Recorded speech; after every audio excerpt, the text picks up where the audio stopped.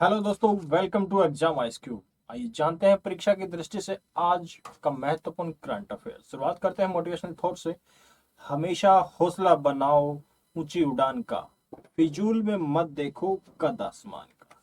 आज 10 नवंबर 2023 का परीक्षा की दृष्टि से सारे स्रोतों से जो भी महत्वपूर्ण करंट अफेयर मिला वो आज हम डिस्कस करते हैं। तो पहला क्वेश्चन है ये, 9 नवंबर को उत्तराखंड का स्थापना दिवस मनाया गया। किसका स्थापना दिवस मनाया गया? पहले तो उत्तराखंड का स्थापना दिवस मनाया गया। इसका गठन किस वर्ष किया गया है? इसका सही जवाब होगा आंसर बी, 2000 में, वर्ष 2000 में। ठीक है। उत्तराखंड का स्थापना दिवस 9 से नवंबर को मनाया जाता है हर रोज। अच्छा, ये देश का 27वां राज्य बना था उत्तराखंड। उत्तराखंड को पहले किस नाम से जाना जाता था? उत्तराखंड को पहले जाना जाता था उत्तरांचल के नाम से। उत्तरांचल। इसको अन्य किस नाम से जाना जाता है? देवताओं की भूमि के नाम से या देवभूमि के नाम से। ठीक है, ये इसके अलग अलग नाम है। 2023 में कौन सा स्थापना दिवस बना? इसका 23वां स्थापना दिवस बना। उत्तरांचल था पहले, तो नाम बदला कब गया? ये नाम बदला गया 2007 में, इसका उत्तराखंड किया गया। जो हिंदू धर्म के 4 पवित्र धाम है वो यहीं पर हैं, बद्रीनाथ, केदारनाथ, गंगोत्री और यमुनोत्री, 4 यहीं पर। अगले प्रश्न की ओर चलते हैं। राष्ट्रीय विधिक सेवा दिवस हर साल किस तिथि को मनाया जाता है? राष्ट्रीय विधिक सेवा दिवस हर साल किस, मतलब नेशनल लीगल सर्विस डे, कब मनाया जाता है? सी, ऑप्शन सी, 9 नवंबर को मनाया जाता है। ठीक है, अगर देखते हैं इसके एक्सप्लेनेशन क्या है। 9 नवंबर को राष्ट्रीय विधिक सेवा दिवस मनाया जाता है। मतलब ये क्यों मनाया जाता है? लोगों को जो कानून की जानकारी है उसकी पहुंच उस तक हो सके, देश के सभी नागरिकों को उचित, निष्पक्ष और सर्वसुलभ न्याय प्रक्रिया तक पहुंच को सुनिश्चित करना है। ठीक है। अच्छा, ये जो विधिक सेवा दिवस, विधिक जो सेवा दिवस है, ये जो लोगों तक न्याय पहुंचाने की बात कर रही है, जाएगा कैसे? तो भारत के जो का एक कानून था, ये रहा कानून सेवा प्राधिकरण अधिनियम। कानूनी सेवा प्राधिकरण अधिनियम 1987 के तहत एक संगठन, एक संस्था का गठन किया जाता है जिसका नाम है नालसा। नालसा। नालसा के अध्यक्ष कौन है? Chief justice of India, CJI। ठीक है। ये लोगों को मुफ्त कानूनी सहायता देने के लिए एक समन्वय का काम करता है। ठीक है। आर्टिकल 39A में भी लोगों को न्याय को बढ़ावा देने के लिए समाज के गरीब और कमजोर वर्गों को मुफ्त कानूनी सहायता प्रदान करने का प्रावधान है। तो ये लीगल सर्विस डे के बारे में था। अगले प्रश्न की ओर चलते हैं। हाल ही में किसे सशस्त्र बल न्यायाधिकरण के अध्यक्ष के रूप में नियुक्त किया गया है? इसका सही जवाब क्या होगा? Answer A, Rajendra Menon. आइए जानते हैं सशस्त्र बल न्यायाधिकरण है क्या। सशस्त्र बल न्यायाधिकरण एक अधिनियम संसद के द्वारा पारित किया जाता है 2007 में। सशस्त्र बल न्यायाधिकरण अधिनियम 2007, इसी के द्वारा 2009 में एक अधिकरण बनता है। ठीक है। एक आर्मेड फोर्स, क्या बनता है? Chairman of armed force tribunal, AFT। AFT, armed force tribunal बनता है, 2009 में बनेगा। ठीक है। इसकी प्रधान जो ब्रांच है, मेन ब्रांच तो है नई दिल्ली में। इसके अलावा चंडीगढ़ में, लखनऊ में, कलकत्ता, गुवाहाटी, बहुत सारे शहरों में इसकी क्षेत्रीय फीट भी है। और ये जो नए न्यायाधीश बने हैं, नए शस्त्र, इसका नए अध्यक्ष कौन बने हैं? राजेंद्र मेनन इसके नए अध्यक्ष बने हैं। उनका कार्यकाल होगा 2027 तक। अगले प्रश्न पे चलते हैं। हाल ही में एलन मस्क ने किस आर्टिफिशियल इंटेलिजेंस चैटबॉट को लॉन्च किया? पहले बात तो एलन मस्क ने किया। एलन मस्क किसके CEO हैं? एक्स के। एक्स पहले क्या था? बताइए बताइए बताइए। ट्विटर। जो ट्विटर था, ट्विटर का नाम चेंज करके एलन मस्क ने एक्स कर दिया। अब इसी एक्स ने एक चैटबॉट को लॉन्च किया है। इसका सही नाम क्या होगा? चैटबॉट लॉन्च किया है ग्रॉक। ये सब यहीं पे ये दिया गया है। ये है क्या? ये एक प्रीमियर सब्सक्राइबर, जो मतलब पैसा देंगे, पैसे वाले को ये उसके सवालों का जवाब देगा। यूजर्स के सभी सवालों का जवाब देगा। ऐसा नहीं कि आप कुछ भी पूछेंगे, ड्रग कैसे बनाना है, बम कैसे बनाएगा, तो भी जवाब देगा, नहीं। जो आपके लीगल क्वेश्चन होंगे, सही क्वेश्चन होंगे, उन्हीं सबका ये जवाब देगा। अगले प्रश्न की ओर चलते हैं। वर्ष 2023 की सैयद मुश्ताक अली ट्रॉफी का खिताब किस टीम ने जीता है? सैयद मुश्ताक अली ट्रॉफी है किस चीज से रिलेटेड? थोड़ा सा हिंट दे रहे हैं। ये है क्रिकेट से रिलेटेड। क्रिकेट से रिलेटेड। क्रिकेट से रिलेटेड तो इसका आयोजन कौन कराता है? BCCI। जब BCCI कराता है तो है क्या? इंडिया का है। इंडिया में मतलब जो घरेलू क्रिकेट होता है ना, घरेलू क्रिकेट मैच की ये श्रृंखला वगैरह होती है, उसी की एक प्रतियोगिता होती है, सैयद मुश्ताक अली। तो ये अब किसने जीता है? इसका सही जवाब होगा डी, पंजाब।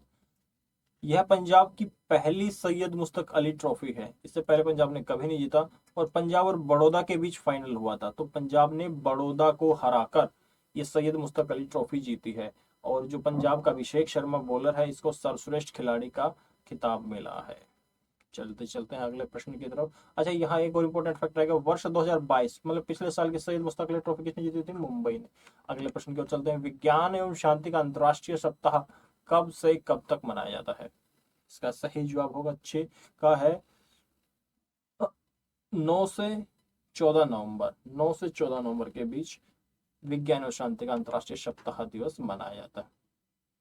ये पहली बार कब मनाया गया था? पहली बार मनाया गया था 1986। बस यही ध्यान रखना है मनाया कब जाता है, और ज्यादा एक्सप्लेनेशन की कोई काम की नहीं है।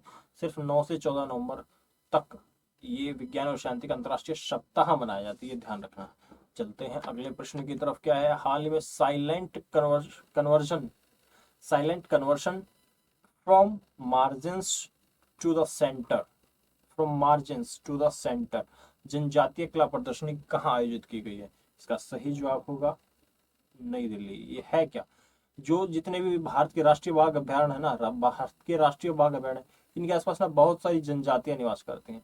तो किस प्रकार इन दोनों में समन्वय आपस में बैठाया जा सके और बाघों का संरक्षण किया जा सके, मतलब दोनों को फायदा हो, जनजातियों को फायदा हो और बाघों का भी संरक्षण। तो इसी सब को देखते हुए एक कला प्रदर्शनी का आयोजित किया गया था, साइलेंट कन्वर्सेशन, मतलब साइलेंट कन्वर्सेशन दोनों के बीच, from margin to the centre. ठीक है, ये कहाँ हुई थी? नई दिल्ली में। चलते हैं अगले प्रश्न की तरफ। हाल ही में प्रलय बैलिस्टिक मिसाइल का सफल परीक्षण अब्दुल कलाम द्वीप से किया गया है। यह द्वीप कहाँ है? अब्दुल कलाम द्वीप कहाँ है? ये प्रश्न आपके लिए बहुत ही इंपॉर्टेंट है। इसका सही जवाब होगा डी। अब यहाँ पर दो चीज जानते हैं, अब्दुल कलाम द्वीप कौन सा है और प्रलय बैलिस्टिक मिसाइल, दोनों के बारे में जानते हैं। अब्दुल कलाम द्वीप का पहले का नाम क्या था? व्हीलर द्वीप। व्हीलर द्वीप उड़ीसा में, इसी का नाम चेंज करके अब्दुल कलाम द्वीप किया गया था। अब ये जो मिसाइल थी प्रलय मिसाइल, क्या है? इसकी प्रलय मिसाइल की मारक क्षमता है 350 से 500 किलोमीटर के बीच। ये ठोस ईंधन संचालित है। ठीक है, डीआरडीओ के द्वारा बनाई गई है और ये कुछ दूरी तय करने के बाद अपना मार्ग में भी परिवर्तन करने में सक्षम है। तो प्रलय मिसाइल का सफल परीक्षण किया गया। 350 से 500 किलोमीटर तक की रेंज की मिसाइल है ये।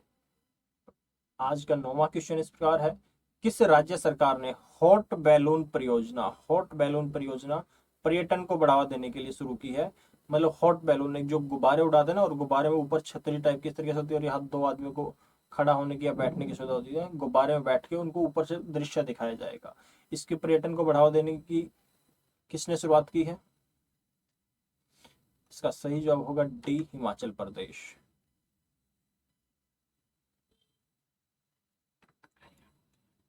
हाँ, ये यहाँ पे ना क्वेश्चन नंबर 9, इसका सही, ये ऑप्शन गलत दिया गया है, ये ऑप्शन गलत दिया गया है। इसका सही जवाब होगा हरियाणा।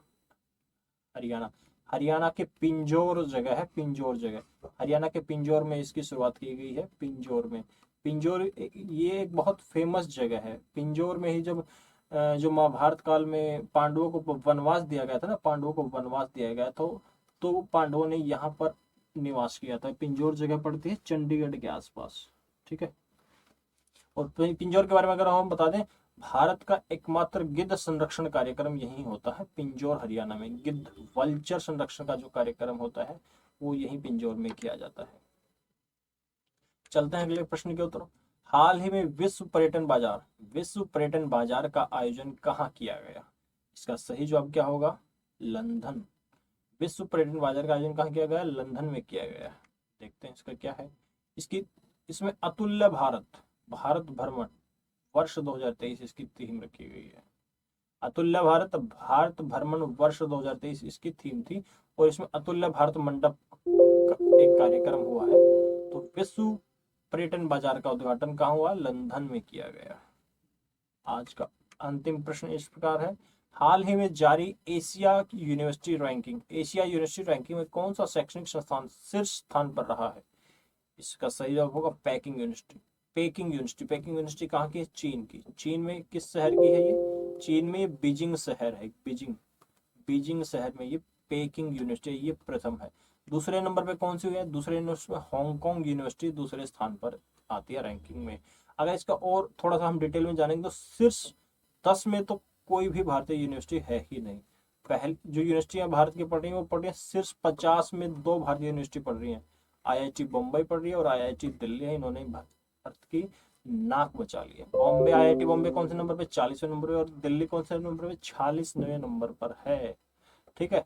इसमें अगर हम देखेंगे भारत के कुल 148 विश्वविद्यालयों ने इसमें जगह बनाई है और चीन का इसमें 113 विश्वविद्यालयों ने जगह बनाई है। तो आज के आपके प्रश्न यहीं समाप्त होते हैं।